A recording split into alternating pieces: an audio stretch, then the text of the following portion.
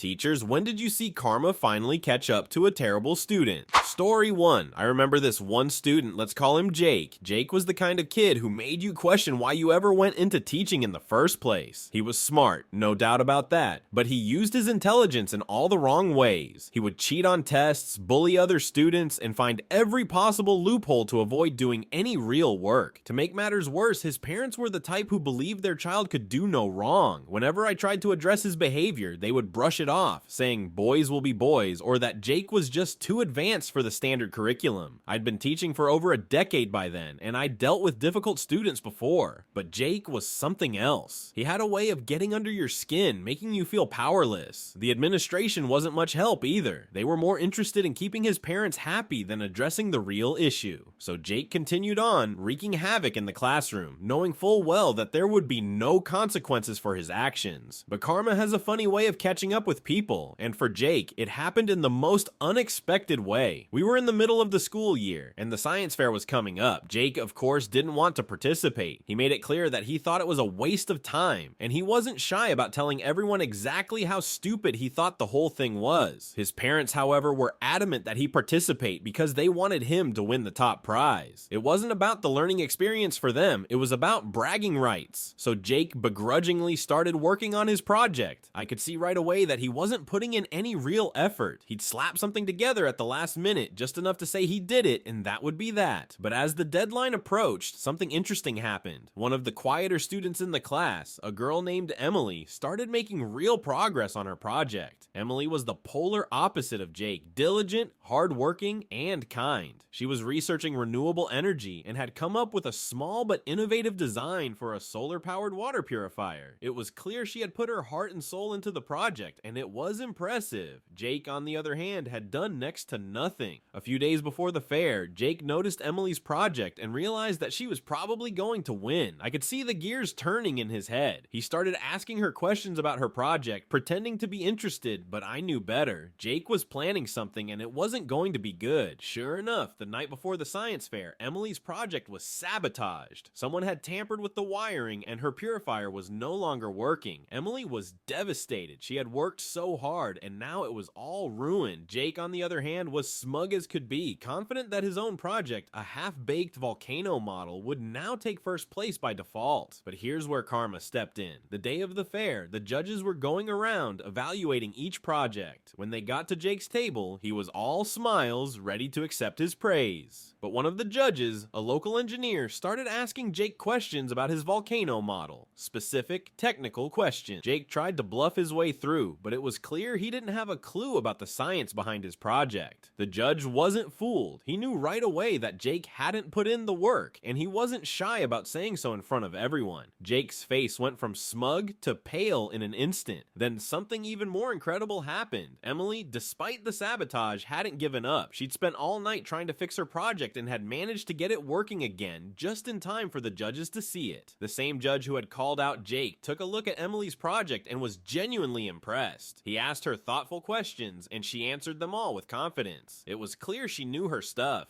When it came time to announce the winners, Emily took first place and Jake was left with nothing. The look on his face was priceless. He couldn't believe he had lost, especially to someone he had tried to sabotage. After the fair, Jake's parents tried to complain, saying the judging was unfair, but it didn't go anywhere. The judges had seen through Jake's act, and they weren't about to reward him for his laziness and deceit. That was the moment Jake realized he couldn't always rely on charm and manipulation to get what he wanted. For the rest of the year, he was noticeably quieter, less cocky. He still caused trouble from time to time, but there was a change in him. It was as if he had finally learned that actions have consequences, that you can't always cheat your way to the top. It was one of the few times in my career where I saw karma do its job so clearly, and I have to admit it was deeply satisfying to watch. Sometimes justice is served not by the rules we enforce, but by life itself, and Jake got a taste of that in the most fitting way possible. Story 2. There was a student I'll never forget forget, and not for the best reasons. Let's call him Ryan. Ryan was the kind of kid who seemed to have it all: good looks, athletic talent, and a charisma that made him popular with his peers. But beneath that charming exterior was a mean streak a mile wide. He had a knack for picking on the weaker students, always knowing exactly how to get under their skin. He wasn't the type to bully overtly. He was much more subtle, which made it harder to call him out. He would make snide comments under his breath, trip kids in the hallway, or accidentally knock their books out of their hands. And when confronted, he would always flash that innocent smile, claim it was just a joke, and somehow he'd get away with it. His grades were decent, not because he studied hard, but because he knew how to work the system. He'd charm the teachers, do just enough to pass, and then coast by on his natural intelligence. But while his grades were average, his behavior was anything but. What really got to me was how he treated one particular student, a boy named Daniel. Daniel was everything Ryan wasn't: shy, awkward, and academically struggling. Ryan zeroed in on him like a hawk. Every day, Ryan would find some new way to humiliate Daniel, whether it was mocking him in front of the class or spreading rumors about him. The worst part was that Daniel rarely stood up for himself. He would just take it, head down, trying to become invisible. I did what I could to protect Daniel, pulling Ryan aside, talking to him about his behavior, but it always felt like I was banging my head against a wall. Ryan was too slick, too good at playing the system, and Daniel was too afraid to speak up. It was frustrating, to say the least. Then came the end of the school year, and with it, the big end-of-year exams. These exams were no joke. They were standardized across the state and counted heavily toward the students' final grades. For once, Ryan couldn't charm his way out of this one. He had to actually study, and that's where things got interesting. Ryan, being Ryan, decided that studying was beneath him. Instead, he came up with a plan to cheat. He convinced a few of his friends to help him, and together they devised a way to sneak answers into the exam room. They had it all worked out: notes written in tiny text hidden in their sleeves, signals for which answer was which, the whole 9 yards. But as the saying goes, pride comes before a fall. On the day of the exam, everything seemed to be going according to plan. The boys were smug, confident that they would ace the test without lifting a finger to study, but they hadn't accounted for one thing: Daniel,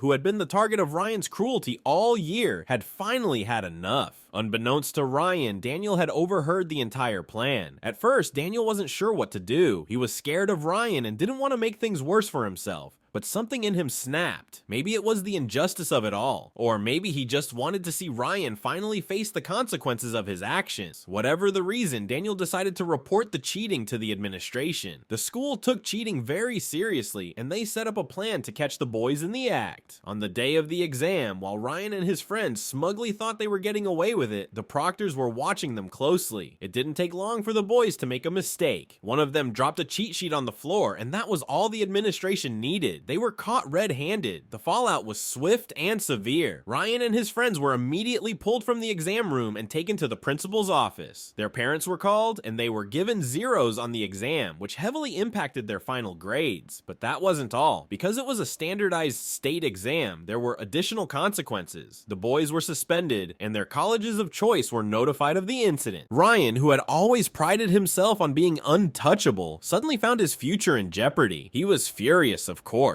but there was nothing he could do. The evidence was irrefutable, and for once, his charm couldn't save him. As for Daniel, well, he didn't say much about it, but I could tell there was a quiet satisfaction in him. He had finally stood up to Ryan, and in doing so had played a part in bringing him down. Karma had finally caught up with Ryan, and it was Daniel who had delivered the blow. Ryan learned the hard way that you can't always get away with being a terrible person, no matter how smart or charming you think you are. It was a lesson in humility that he desperately needed, and one that I hope stayed with him long after he left my classroom. Watching that unfold was one of the few times I've seen justice so poetically served in my years of teaching, and it was a reminder that sometimes even the quietest voices can have the loudest impact. Story 3. There was a student named Mark who was infamous among the staff and students alike. Mark was a bully in every sense of the word. He wasn't just physically intimidating. He was the kind of kid who enjoyed making others feel small, whether it was through mocking them in front of their peers or spreading nasty rumors that would take on a life of their own. He was clever too. Mark knew exactly how to toe the line, just enough to avoid serious trouble, always careful to maintain an air of innocence when adults were around. He was the kind of student who would charm his way out of a detention or make it seem like the other kid had started the fight. The worst part was that his parents were completely blind to his behavior. They'd show up to parent-teacher meetings with smiles on their faces, genuinely believing they had raised a perfect angel. Whenever I tried to bring up his behavior, they'd brush it off, claiming boys will be boys, or suggesting that the other students were just too sensitive. It was frustrating, to say the least. Mark's favorite target was a boy named Leo. Leo was quiet, academically inclined, and one of the kindest souls you could ever meet. He was the kind of student every teacher loves, always polite, hardworking, and eager to learn. Unfortunately, these qualities made him a prime target for someone like Mark. For months, Mark made Leo's life a living hell. He'd trip him in the hallways, accidentally knock over his books, and spread lies about him to the other students. Leo would come to class with a forced smile, trying to pretend that everything was fine, but I could see the toll it was taking on him. I tried to intervene as much as I could, but Mark was always careful to do his worst when no one was looking. Then came the big project that would count for a large portion of the students' grades. It was a group assignment, and the students were randomly paired together. As fate would have it, Mark and Leo ended up in the same group. Mark, being the slacker he was, decided he would let Leo do all the work. He didn't even try to hide it, making snide comments about how the nerd would handle everything and he'd just take the credit. Leo, being the kind-hearted person he was, didn't protest. He simply did the work, quietly and efficiently, hoping that maybe, just maybe, if he did a good job, Mark would leave him alone. But as the deadline approached, something interesting happened. Mark, confident that he could skate by as usual, hadn't even bothered to check in on the project. He assumed that Leo would do all the work and that he could swoop in at the last minute, take the credit, and bask in the praise. What Mark didn't know was that Leo had finally had enough. He didn't confront Mark or report him to the teachers. Instead, he did something far more clever. Leo completed the project as expected, but he made sure to include a few key elements that only he could explain. He created a complicated part of the presentation that required a deep understanding of the material, something Mark wouldn't be able to fake. The day of the presentation arrived, and as expected, Mark showed up empty-handed, ready to let Leo do all the talking. But Leo had a different plan. When it was time for their group to present, Leo stood up and began by giving a brief overview. Then right at the crucial part of the presentation, he turned to Mark and said, "Mark will explain this part in detail." The look on Mark's face was priceless. He hadn't seen it coming. There he was, standing in front of the entire class, the teacher, and even a few parents who had come to watch. He stammered, tried to bluff his way through it, but it was obvious to everyone that he had no idea what he was talking about. The teacher, who had been aware of Mark's antics for some time, finally had the evidence she needed. She called him out on the spot, asking pointed questions that Mark couldn't answer. Leo stood there calmly, letting Mark dig his own grave. By the end of it, Mark was thoroughly humiliated. He received a failing grade for the project, which significantly impacted his final grade in the class. But more importantly, his reputation took a major hit. No longer was he the cool kid who could get away with anything. The other students saw him for what he really was, a bully who relied on others to do the work while he coasted by on their efforts. After that, Mark's behavior changed. He wasn't the loud, brash kid anymore. He kept to himself, clearly embarrassed by what had happened. As for Leo, he finally got a break from the bullying. The other students, seeing how he had outsmarted Mark, began to respect him more. He didn't become popular overnight, but the teasing stopped, and he could finally focus on his studies without the constant harassment. It was one of those rare moments where karma played out perfectly. Mark got what was coming to him, not through punishment or detention, but through his own arrogance. And Leo, the quiet, kind student who had suffered so much, finally got to see justice served in the most satisfying way possible. Seeing that unfold was one of the most rewarding experiences of my teaching career, a reminder that sometimes patience and intelligence win out in the end.